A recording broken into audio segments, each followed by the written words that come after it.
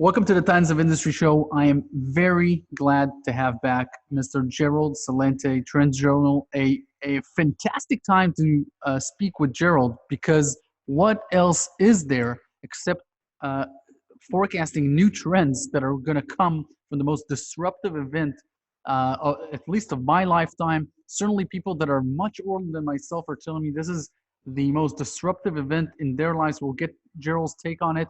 Mr. Celente, thank you very much for being with us. Well, thank you, Leo, for having me. I want to really ask you how disruptive this is. In other words, out of the entire S&P 500 index, only 83 companies are positive in 2020, and that's after these incredible bailouts, small business loans, helicopter money, everything that they're doing. We're going through earnings seasons right now. Nearly half of the planet is on lockdown, stay-at-home orders, social distancing. This is exploding and exposing all of the fragilities of our current way of life. What do you have to say about what you've learned about the global economy, about the United States, about money during this time? Well, on the money issue, central banks around the world are just printing it up as if there's no tomorrow. And the only reason the dollar is strong is because the other economies are so weak in the terms of printing up more dough. So it's fake. It's all fake money. It's just being printed out of thin air, backed by nothing, and printed on nothing. And what's going on, and again, I'm of the older generation. I'm born in 1946, right after the war, World War II. There's nothing like this in modern history, where you mentioned half the global economy shut down. This is unprecedented. And why? Well, as we're speaking, about 140,000 people have died around the world of the coronavirus? Over there in we're talking about a population of 7.7 billion people. And you're telling me that 140, I don't mean you, it's Bronx talk, you're telling me that 140,000 people died? You should close down the global economy for this? I mean, they're making this stuff up. And their politicians are just taking more and more control over people, and the people are buying it. Again, all we do is look at data, hard facts. And the hard facts are this. The people that they should be quarantining are people that are elderly and chronically ill, and people that have pre-existing health conditions, because those are the ones that are dying of coronavirus. The facts are there. In the United States, why are the numbers so high over here? Well, look at the facts. Who are dying from it? Again, the medical facts. Diabetics, obesity, chronic lung disease, respiratory ailments. Obesity? You mean here in the United States? There used to be a saying, pigs can't fly. You've been to the airport lately? You got 42% of the population that are obese. These are the people that are dying in New Orleans, in America, and everywhere else. The numbers add up to nothing. Oh, they closed down the state of California. How many people live in California? 40 million? How many died of coronavirus? Around 1,000? You closed down a whole state because 1,000 people are dead now, and it's going on for almost 3 months? They destroyed the global economy. The same political freaks that take you to war with no exit strategy have taken us to war with the coronavirus. There's no exit strategy. They have destroyed the global economy. We are going into the greatest depression. Nothing rivaled in the history of modern times. Look at all the people out of work. Look at all the businesses closed down. You think the tourism industry is going to come back? You think the restaurant business is going to come back? Everybody freaking out with all the masks, all the rubber gloves? To tell you how stupid and ignorant the people are to follow their leaders, check it out. Go back to 2001. We had another little boy born on third base and thought he had a home run, little Georgie Bush. Take a look at the pictures of this little clown, stupid, moronic, murderous jerk. I'm going to tell you something, Leo. We got to go into Iraq because that Saddam Hussein has weapons of mass destruction and ties to Al-Qaeda. It doesn't make a difference if I don't show you any proof, and I'm a lying son of a bitch. The people will believe me because they'll swallow any crap that goes down their throat. So what do? Oh, 148,000 people dead of coronavirus? Huh. Over 1 million killed in Iraq on a war based on lies? Destroyed the entire nation? I got to tell you, that guy Gaddafi, he got to go. I want him out of there, says Obama, with that folks look that everybody loved. I want to get that guy Assad out of there. I don't care. Oh, kill all those people. Well, how many? Well, only about 600,000 Syrians are dead. Oh, Libya is totally destroyed. How about Yemen, huh? Oh, only 10 million people, starvation. War between the United States, Saudi Arabia, and their alliance, that Arab League. I'm just making these points to show you how gullibly stupid the people are to follow their murderous leaders. And they're doing the same thing now when the facts show that 1.5 million people died last year of tuberculosis globally. 650,000 died of the flu. Oh, only 9 million plus died of air pollution, according to the World Health Organization. So they destroyed the global economy. This is not going to come back. We are going to go through times like we've never seen in our lifetime. I couldn't agree more, actually. I from day one of this, all I've been saying is, why are we going into such a draconian all-in measure? Why not follow the medical information and learn how to quarantine specifically people that have a higher chance of mortality from this? Don't get me started on it. I'm as pissed as you are on this. All sorts of speculation about the origins of COVID-19 are popping up, Gerald. The lab story is picking up steam after the 5G angle is slowly, it's dying down a bit. There's a debate on whether it was leaked out of a lab. Was it a mistake? Was it on purpose? What's going on? What do you think, Gerald? I don't know, but here's one thing that I do know. One of our top trends for 2020 was the New World Disorder. Protests, demonstrations, riots, going on all over the world. France with their yellow vests. Longest amount of strikes since 1968. Hong Kong. Chinese couldn't stop it. Going on since June of last year. Couldn't stop it. Chile, Bolivia, Peru, Colombia, South Africa, Algeria, one country after another, Lebanon, people taking to the streets in protests. Hey, guess what? No more protests. And the Chinese couldn't stop the one in Hong Kong. They stopped it now. As soon as the coronavirus hit, here was the headline story in our January 28th Trends Journal, which is a weekly now. And again, I say this only because of the facts. There's no other magazine out there that tells you what's going on, what's next, and what it means, what's going to happen next, and the implications, and how to prepare for it. The headline cover of our Trends Journal was 100 coronavirus, all in bold, 106 dead in China. And then the next line said, 1.4 billion people still alive. The new Black Plague? What the hell are you telling me that 106 people died of a virus in a country with 1.4 billion people? 1.5 million of them died of air pollution last year and all the other diseases that they have. So this really quelled the Hong Kong riots. And other countries have taken advantage of it too. I mentioned Bolivia. The grand total deaths in Bolivia, I think at this time are about 10 or 12. They've locked down the entire country. They overthrew the government of Morales last year. And again, I'm not sticking up for any of these political clowns. They're all garbage to me. But a new dictatorship took over. And now they're running the country. Chile, demonstrations going on. They couldn't stop them. Guess what? Stop them now. So going back to what is this? I believe that the Chinese used this to their advantage and overblew it. That's my gut feeling. So they could stop the Hong Kong riots because that was Hong Kong.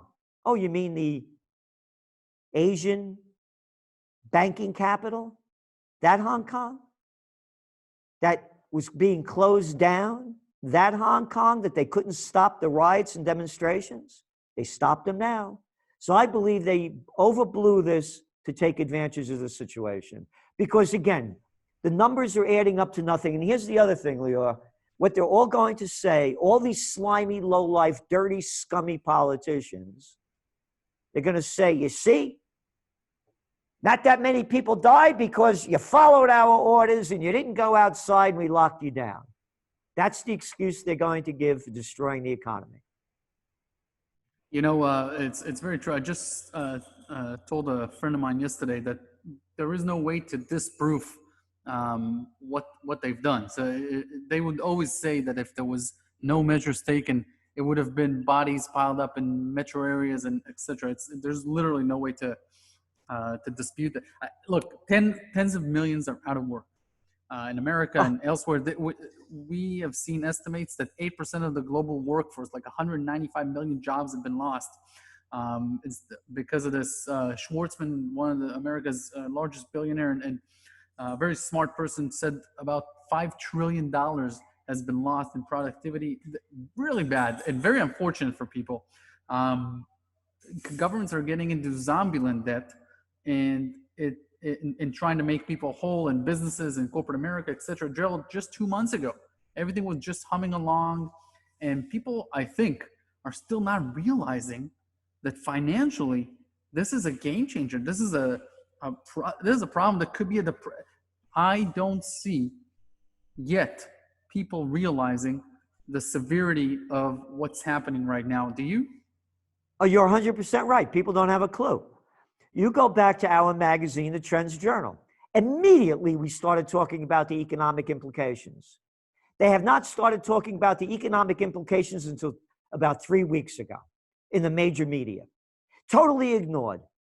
The people are still freaking out. They believe in their government. You look at the poll numbers. I mentioned about that little low-life, murderous piece of garbage crap, George W. Bush. His popularity rating was plummeting and after he got elected in 2000. It was just around 50%. Remember, he just got elected. That's very low after somebody gets elected for only a couple of months. 9/11 happens. We got to go into Afghanistan and get that Osama bin Laden. We're going to find him dead or alive. I'm not making that up. Dead or alive. When I was a kid, we used to have these, that's that moron saying this. His popularity rating increased to 90%. The people are doing the same thing now. You nailed it. They don't have a clue. They don't have a clue. And the politicians don't give a good damn. You know why? They don't have to work. Name the politicians. They've been sucking off the public tit all their lives. They don't have real jobs. They never did. Like this little clown boy we got over here in New York. Daddy's boy, Andy Cuomo, who they all love. Like his brother Chrissy on the Cartoon News Network, CNN. 2 boys born on third base and thought they hit a home run. You think they'd be anywhere if Daddy wasn't Mario Cuomo? Such a daddy's boy is tough, Andrew Cuomo, that he renamed the Tappan Zee Bridge after his father, the Mario Cuomo Bridge. Hey, what do you think, your father's better than mine? Why didn't you name it the Louis Celente Bridge? I'll tell you why, Celente, because I'm an arrogant little boy with power freaks controlling my body. And they're doing it everywhere. Name the country. People have no idea what's going on. Their future is ruined. And the worst part about it, as I see it, Leora, is that people are gutless. They march off to war. This is nothing new. I mentioned about the Iraq War, the Afghan War. How about the Vietnam War? How about one war after another? World War I. Oh, I wonder why World War II happened. Oh, just read the history of World War One and read about the Treaty of Versailles and how they said World War II would follow because of what was going on. And World War One started on lies and crazy people, and keep going back to all the wars. I'm a Yankee Doodle dandy, a Yankee Doodle do or die. Yeah, do or die. And that's what they're going to do now. History is repeating itself. Go back to World War II. What preceded it? Oh, currency wars after the market crash. And then what was after that? Oh, trade wars. You remember that place called Japan, the trade wars, bombs away, Pearl Harbor? Oh, that Japan? Yeah. And what preceded that? The Great Depression. Currency wars, trade wars, Great Depression, World War II. Currency wars, those Chinese, they're devaluing their currency. Oh, yeah, remember that? Oh, the trade war with the Chinese. And now the Greatest Depression, followed by World War III. In this World War III, they asked Einstein what kind of weapons will be used to fight the Third World War. Now, Einstein is that guy, you know, the atomic bomb Einstein. Yeah, that one. He said, I don't know what weapons will be used in World War III, but they'll be using sticks and stones to fight World War IV. That's where we're going. And all the cowardly people are letting their leaders lead them into destruction, despair, hatred, fear. That is the new way. Gerald, this is this is big stuff. You forecast trends. Let's talk about the future.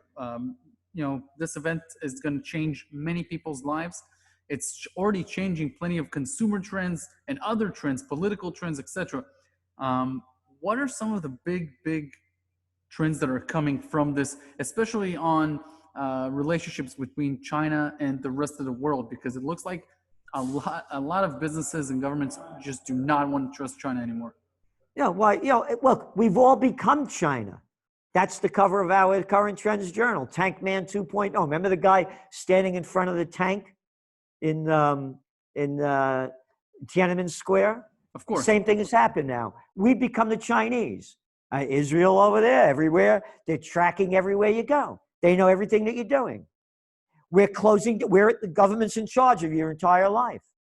So we become, Mao is one. The people have taken the philosophy of Maoist China, and it's now become the way of the world. On the economic front, yes, there'll be pushback against China. Yes, more countries will be pulling out of China. Companies will be pulling out of China. But you know what they'll do. The only reason they went to China was because of the cheap labor back in the late 1990s and early 2000s. So now they'll just go to other cheap countries to get their stuff made. They're not going to bring it back home. All they're interested in profits. Gerald, with everything that's going on, what do you forecast for the coming elections between Trump and Biden? So far, it's going to be Trump. Biden's a nobody. And they're pushing this little clown Cuomo there now, too, to take over from Biden. But no, it'll be Biden's a nobody and Trump's a nobody. It's a nobody election. It's all over the world. They got freaks everywhere. Who the hell's good? I mean, look at it. I mean, what do you got? Gantz and Netanyahu? What do you got? One country after another. You got Le Pen, Macron in France. What do you got? You got low lives running everywhere. Yeah. So going back to the bigger picture. Go ahead. Is we're going into the Greatest Depression. You're going to see bankruptcies, failures, murder, suicide, crime rates, homelessness. And here's the worst of it. The big corporations are going to get a lot bigger, just as they did following the Great Recession in 2008. So all the entrepreneurs and small businesses that can't survive now, they are going to go out of business, and the bigs are going to keep buying up more. And all we will become more of is plantation workers on the global plantation of Slavelandia. Look at the businesses that are thriving. Amazon, isn't it wonderful? Wouldn't you love to have a job in an Amazon warehouse? Wouldn't that be great? Isn't that a wonderful way to spend the rest of your life? And that's what you're going to see more and more of. All working for the big corporations, the big banks, the big everything, as all of us just become nobodies. And that's all we've become now, as they've taken our freedom, liberty, joy, beauty, and love of life, soaked it, sapped it right from our hearts. Don't you have a good time? You are not allowed to. I will tell you how many people you could gather with. And I have all these flunky policemen over here to lock you up and bust your chops if you break the law. Gerald, what is there to do? In other words, what is the action plan for the average person? The average person needs to get in the best shape they can. Physically, spiritually, whatever you believe in. I'm not talking about religious-wise. I'm talking about the higher being of yourself and where it should be. And stand up for your dignity and freedom and rights. It does not take a majority to prevail, but rather an irate, tireless minority, keen on setting brush fires of freedom in the minds of men, said Samuel Adams, one of our founding fathers. And that's the way it has to be. And that's why I live in America, not because of what it's become, but because of what it used to represent.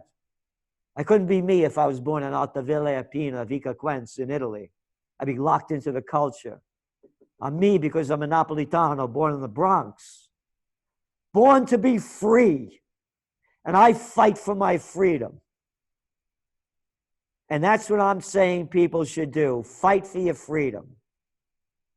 Because if you don't, you're going to die as a slave in Slavelandia.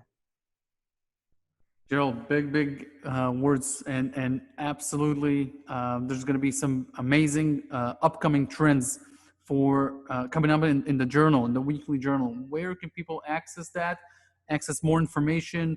What is the best way to basically approach you and the services that you provide? Just go to trendsjournal.com, trendsjournal.com.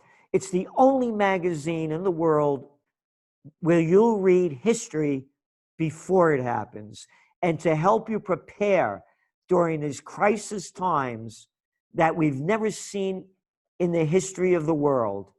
Because if you're not prepared for what's going on, you're going to go down with the way they're taking us down. Gerald, thank you very much for taking the time to do this today. And thank you for all that you do, and thanks for having me on.